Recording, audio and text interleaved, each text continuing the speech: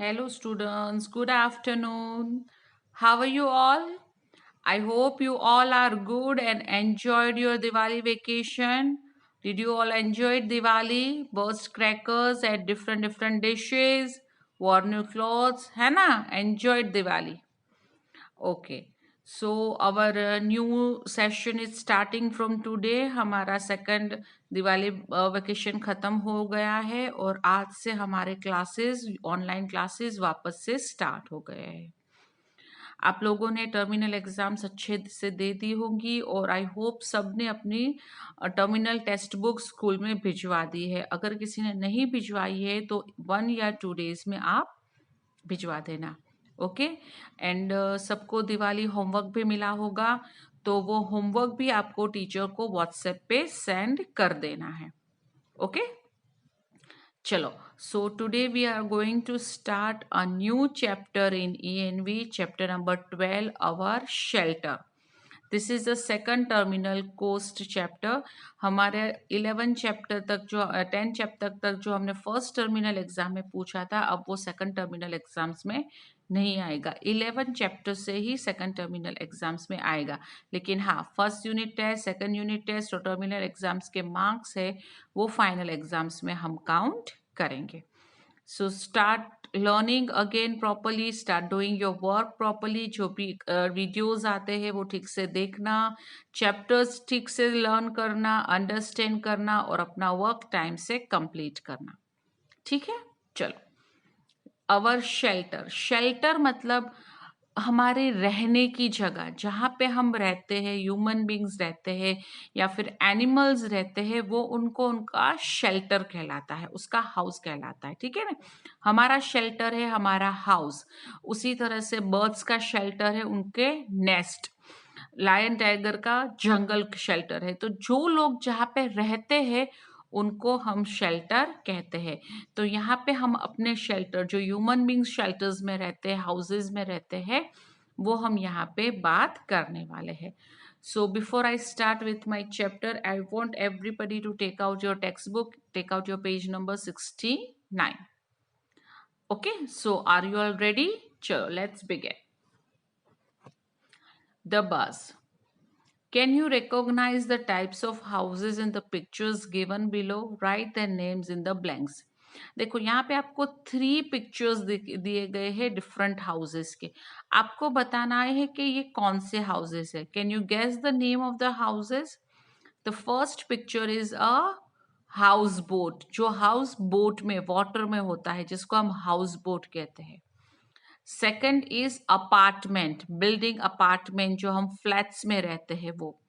And third house is a tent, है ना, हमारा वो क्लोथ का टेंट जिसको हम बाद में फोल्ड भी कर सकते हैं. ज्यादातर हम जब ट्रैकिंग में जाते हैं तभी हम टेंट में रहते हैं. So right house boat, apartment and tent over here in a black. Okay. चलो let's begin with our first page. Houses, how they were in the past. घर पहले के जमाने में, बहुत सालों पहले घर कैसे हुआ करते थे.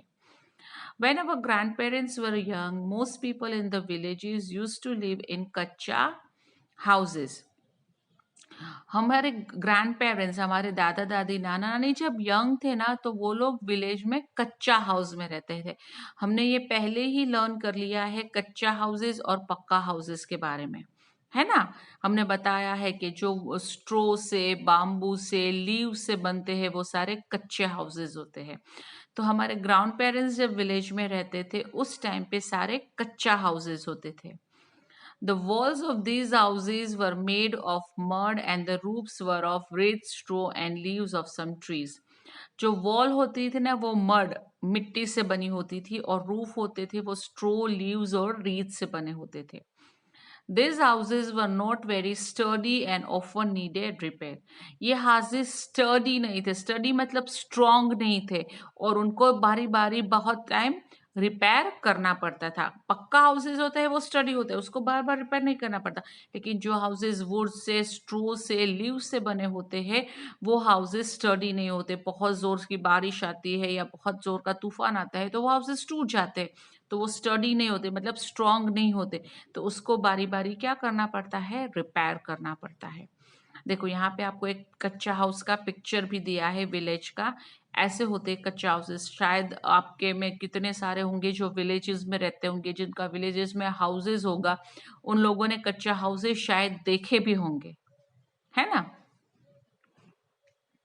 The Pakka houses found mostly in cities were built with bricks, stone chips and wood.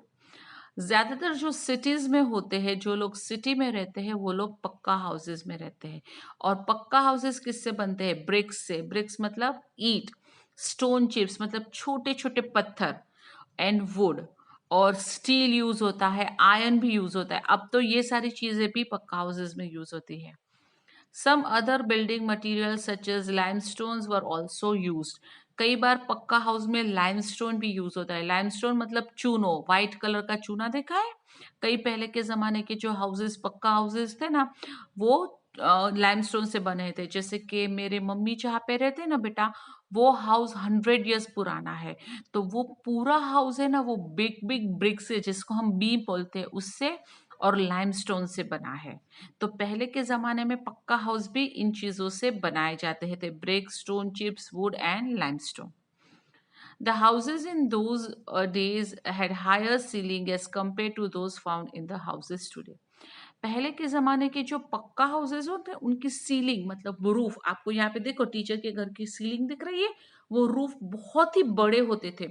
आजकल क्या होते हैं पता है? आजकल के जो नए घर होते हैं ना, वो बहुत ही छोटे होते हैं। अगर हम थोड़ा ऊपर करेंगे ना, तो हमारा हाथ सीलिंग पे पहुंच जाएगा। ऐसे हाउसेस आजकल बनते हैं।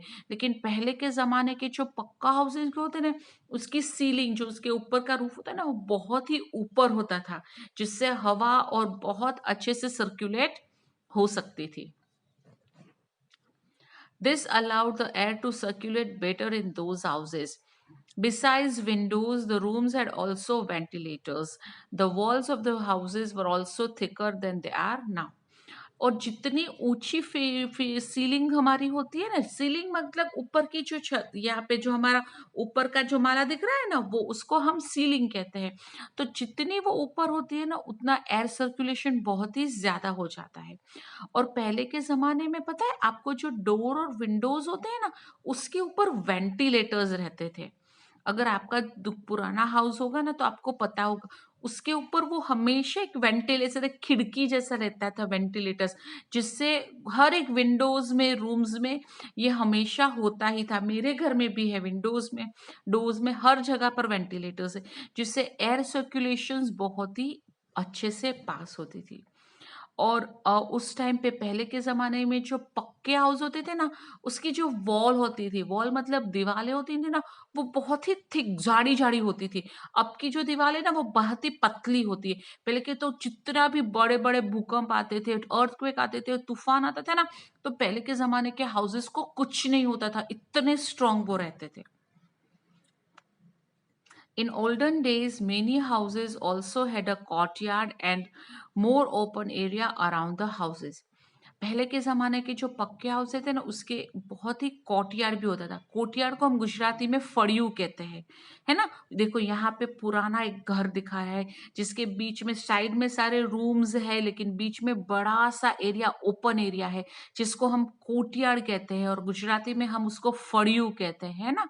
तो ये ओपन प्लेस भी पहले के ज़माने के पक्का हाउसेस में बहुत ही पाए जाते गए। शायद आप में से किसी का होगा ऐसे पक्का हाउस, पुराना हाउस, तो आपने देखा होगा कि सब ऐसे हाउसेस पहले के ज़माने में होते थे। The kitchen and the bathroom were at a distance from the other rooms of the houses. और अभी तो क्या होता है पता है? यहाँ पे हमारा बाथरूम होता है, उसके बाजू में किचन होता है, उसके बाजू में रूम्स होते हैं। नहीं, पहले के ज़माने में पक्का हाउसेस में ऐसा बिल्कुल नहीं था। बहुत ही बड़ा घर होता था, और बाथरूम्स एक कोने में एक जगह पर होता थे, और बाथरूम से बहुत ही दूर किचन होता था। किचन और बाथरूम कभी भी बाजू बाजू में नहीं होते थे, और उसके साइड में सारे रूम्स हुआ करते थे। ऐसे होते थे पहले के ज़माने के पक्का हाउसेस। आजकल तो हम छोटे से हाउस में रहते हैं, जो पक्का हाउस कहलाता है, जिसमें छोटा सा रूम होता है, एक साइड पे बाथरूम होता है, एक साइड पे किचन होता है। लेकिन पहले के ज़माने के पक्का हाउसेस भी इतने अच्छे रहते थे। एक तो एकदम स्ट्रॉन्ग रहते थे और उसके साथ साथ एकदम ओपन स्पेस। हमें पता है दिन में तो लाइट करने की भी ज़रूरत नहीं होती। आजकल तो क्या होता है, दिन में भी हमें ट्यूबलाइट करने की ज़रूरत होती है। लेकिन पहले के ज़माने में इतनी ओपन स्पेसेस रहती थी घर के अंदर कि उनको लाइट करने की, दिन में लाइट करने की भी ज़रूरत नहीं रहती थी। तो यहाँ पे हमने बात की पहले के ज़माने के कच्चे हाउस की और पक्का हाउस। पहले पहले के ज़माने का मतलब जब हमारे दादा-दादी छोटे थे, हमारे नाना-नानी छोटे थे, अराउंड 50-60 इयर्स पहले, उतने साल पहले कच्चे हाउस और पक्का हाउसेस कैसे थे, ये यहाँ पे हमने जान लिया। अब हम जानेंगे कि आज के ज़माने में अब भी पक्का हाउस और कच्चा हाउसेस कैसे होते हैं विलेजेस में और सिटीज़ में। लेकिन ये हम सब जानेंगे दूसरे लेक्चर में, दूसरे वीडियो में। आई होप यहाँ तक का जो मैंने वीडियो आपको एक्सप्लेन किया है वो आपको ठीक से समझ में आ गया होगा। अगर आपको नहीं समझ में आया है तो आपको पता है क्या करना है, आपको मुझे कमेंट्स में या व्हाट्सएप पे पूछ लेना है। ओके, चलो, I catch you again in the next period very soon. Till then, bye bye.